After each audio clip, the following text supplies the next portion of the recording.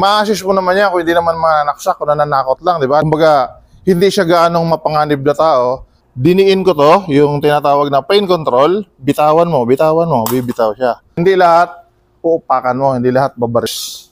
Andyan yung foreigner, may kumausap sa harapan, officer. Kinausap niya. Hindi siya magdi-disarm yung nasa harapan. Etong nasa likod na magdi-disarm. Isang nasa ilalim at isang nasa ibabaw. Habang kinakausap niya, etong isang gwardiya, malakas ang loob, lumapit na dito. Then, marami kayong pwedeng gawin technique. May nakikita kayong gumaganito.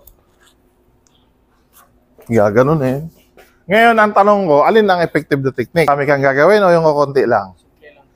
Mga tarantahan na, pwede mong malimutan pag yung mga technique mo masyadong komplikado. So ito, pag nailayo mo yan sa katawan niya, ibig sabihin, mahina na to. Ito na lang yung lakas. Yan yung puwersa niya. Pero pag nilayo mo, walang lakas yan, di ba? Ang susunod mong kukunin, ito na, oh. Gaganyan mo na lang yan. Tama. Pwede mo rin naman kunin ang balanse niya. Pag nailayo mo na to, hilahin mo pa ganon. Ang pag-disarm niya, huwag na kayo mag-exhibition, apakan mo lang yan. Oh. Yung malaki.